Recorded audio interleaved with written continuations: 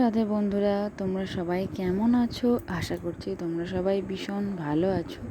আমরাও কিন্তু বেশ ভালো আছি।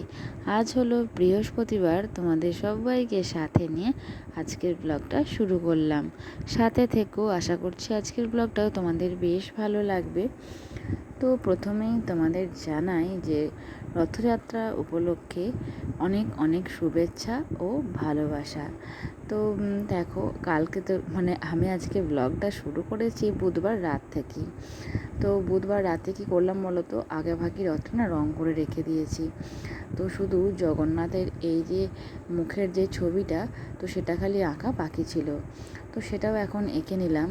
তো কেমন হয়েছে তোমরা কিন্তু অবশ্যই আমাকে কমেন্টে জানিও।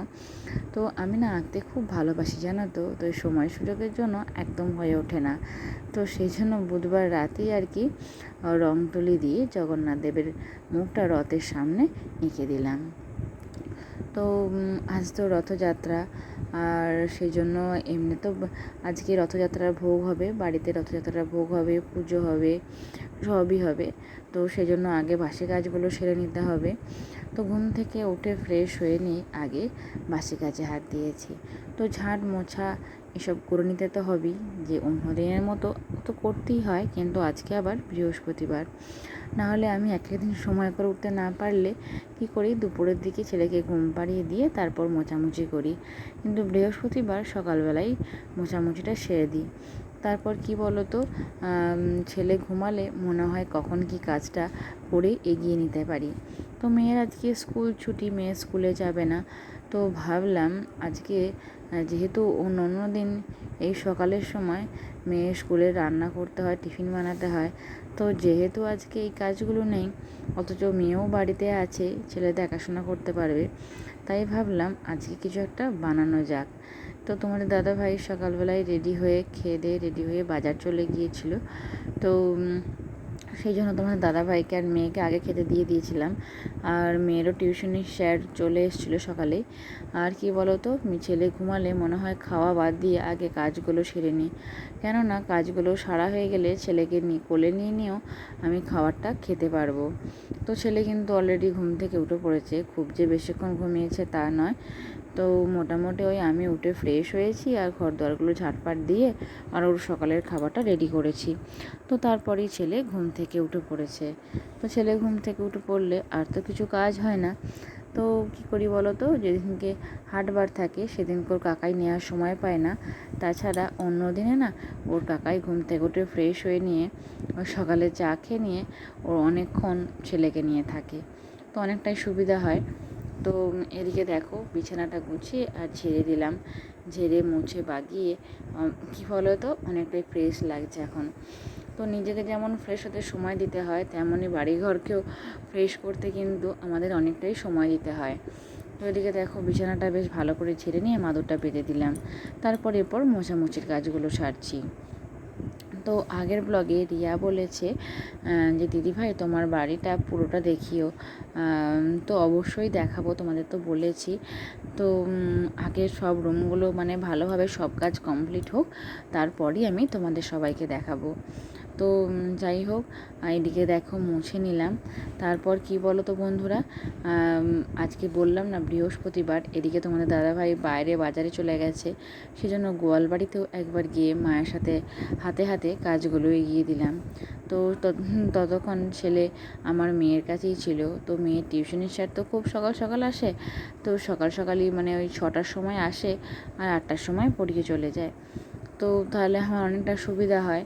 আর মেয়ে বাড়িতে থাকলে কি বলো তো, এমনি স্কুল গেলে তো দেখাশোনা করতে পারে না, কিন্তু বাড়িতে থাকলে সারা দিনই ভাইকে দেখাশোনা করতে করতে দিন কেটে যায়। তো বাড়তি সময়টা যে একটু গান প্র্যাকটিস করবে তারও সময় পায় না। তো এরপর কিন্তু আমার কাজ সারা হয়ে গেছে, আমি স্নান সেরে নিয়েছি। স্নান সেরে আমি চলে এসেছি ঠাকুর ঘরে। তো আজকে বললাম যে মেয়ের আজকে স্কুলের টিফিনে রান্না কিছুই নেই। তো ভাবলাম আজকে যেহেতু রথযাত্রা, তো রথযাত্রা উপলক্ষে কেননা বাড়িতেই আমি খাজা বানাই। তো সেই জন্য আমি এদিকে নিয়ে নিয়েছি ময়দা, আর নিয়ে নিয়েছি দেশি গাওয়া, আমাদের বাড়িতে তো গাওয়া ঘি। তো এটা দিয়ে ভালো করে ময়াম দিয়ে মেখে নিচ্ছি। তো যাতে ভালো করে আর কি ময়ামটা মিশে যায়, সেজন্য সবটা মিশিয়ে নিলাম। যেহেতু আমি এটা জগন্নাথ দেবের জন্য বানাচ্ছি, তো তোমরা চাইলে এতে অল্প করে সিন্দুক লবণও দিতে পারো। তো তারপর দেখো, আর যেহেতু সিন্দুক লবণটা আমি দিলাম না, যেহেতু এটা মিষ্টি খাজা হবে, তো এটা কোনো না দিলেও কোনো ব্যাপার নেই। তো পরিমাণ মতো গাওয়া ঘিটা নিয়ে নিলাম। তো দেখো, এদিকে ভালো করে মিশিয়ে নিয়ে এরপর আমি জল দিয়ে ভালো করে মাখিয়ে রাখবো। তো এই যে ময়দাটা মাখছি, এটা কিন্তু আধ ঘন্টা একটা অন্য প্লেট চাপা দিয়ে রেখে দিতে হবে। তার কারণ হচ্ছে এটা সঙ্গে সঙ্গে করলে একদমই ভালো হবে না। তো এই ময়দা, বিশেষ করে আটা, রুটি, এগুলো দেখবে অনেক আগে থাকতে মেখে রেখে দিলে, দিয়ে ঢাকা দিয়ে দিলে না বেশ ভালো হয়। তো সেরকমই আর কি। তো তারপর আমি চিনির যে রসটা সেটা করতে দিয়ে দিলাম। তো ওটা অনেকক্ষণ ধরেই হবে। তারপর রস ঠান্ডা হওয়ার পর তারপর খাজাগুলো ভিজোতে পারবো। তো এদিকে দেখো, আমি বড় বড় লই করে নিয়ে দিয়েছি। তো প্রথমে রুটির আকারেই বেলে নেব। তো প্রত্যেক কটা বেলে নিয়ে তারপর বানাবো। তো কীভাবে বানাই তোমরা স্টেপ বাই স্টেপ দেখতে থাকো। তো আমি এটাই প্রথমবার বানাচ্ছি, কেমন হবে জানি না। তো তাও ভাবলাম যে আজকে যেহেতু রথযাত্রা, তো এই কী করে বানাতে হয় সেটা অবশ্যই আমি ইউটিউব থেকেই দেখেই শিখেছি। তো তবুও চেষ্টা করা যাক, যেমনই হোক তবু তো এটা খাজাই হবে।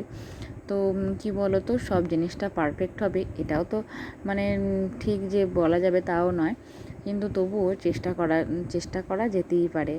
তো বিশেষ করে এই জিনিসগুলো বাড়িতে সচরাচর একদমই বানানো হয় না। তো প্রথমে 3টে বড় বড় রুটির মতো বেলে নিয়েছি। তারপর বেলে নিয়ে তলায় একটু ঘি দিয়ে দিলাম, ওই যে বেলনাটার তলায় ঘি দিয়ে তারপর রেখেছি। তারপর দেখো, ওপরে আমি অল্প করে ময়দা ছড়িয়ে দিচ্ছি এবং ঘিয়ের প্রলেপটা ভালো করে ঘিটা ঢেলে আর ভালো করে প্রলেপটা মিশিয়ে নিচ্ছি। তারপর পরপর 3টেই আমি কিন্তু এর মধ্যে চিটিয়ে দেব।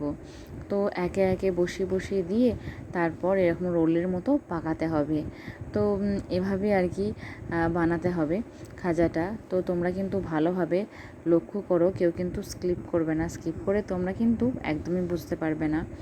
তো তোমরাও কিন্তু চাইলে উল্টো রথের দিনে এভাবে বাড়িতে জগন্নাথ দেবকে খাজা বানিয়ে দিতে পারো। তো দেখো, তারপর আমি রোলের মতো বানিয়ে নিলাম। বানিয়ে নিয়ে এরপর আমি ছুরির সাহায্যে পিস পিস করে কেটে নেব। তো দেখতেই পাচ্ছ কিভাবে কাটলাম। তো এভাবে গোল গোল করে রাউন্ডের মতো কেটে নেব, তাহলে ভাঁজটা ভেতরেই থেকে যাবে। তারপর বেলনার সাহায্যে হালকা করে চাপ দিয়ে লম্বা লম্বা করে এই যে লেচি মতোগুলো হলো সেগুলো বেলে নিলাম। আর এদিকে কিন্তু আমার রসটা রেডি হয়ে গেছে। তারপর কড়াইয়ে তেল গরম করতে দিয়ে দিলাম। তো হালকা উষ্ণ তেল গরম করলাম, তারপর একে একে সব কটা দিয়ে দিলাম।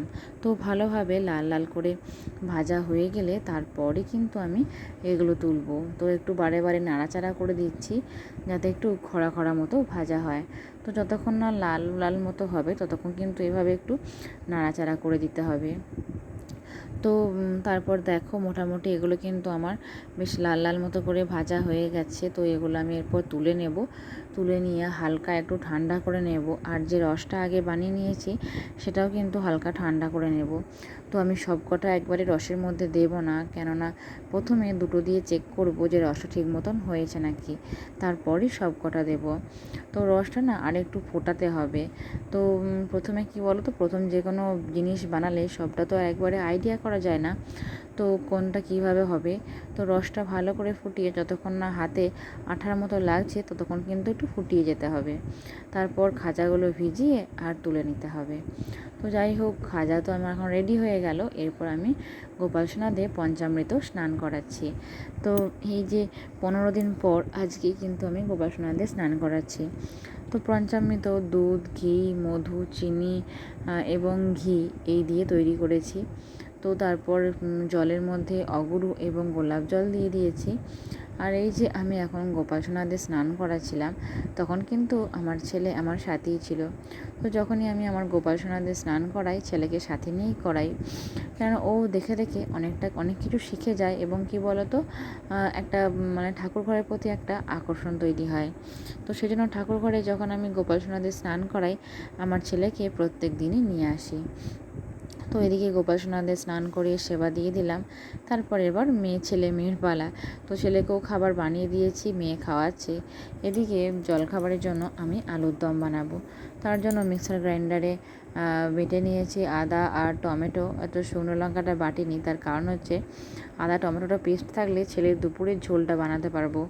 তো আমার ছেলে এখন আবার দুপুরে বেশ মশলা কষিয়ে ঝোল করে দিলে তারপরই খায়। তো মশলা বলতে ওই টমেটো আর আদায় শুধুমাত্র এটাই দিই, আর কিছু দিই না। তো টমেটো যে খুব বেশি দিই তা নয়, অল্প পরিমাণেই দিই। তো এদিকে দেখো মশলাটা ভালো করে কষিয়ে নিয়ে আর ছোট ছোট আলু আধখানা করে কাটা ছিল, তো সেটাই সেদ্ধ করে নিয়ে দিয়ে দিলাম।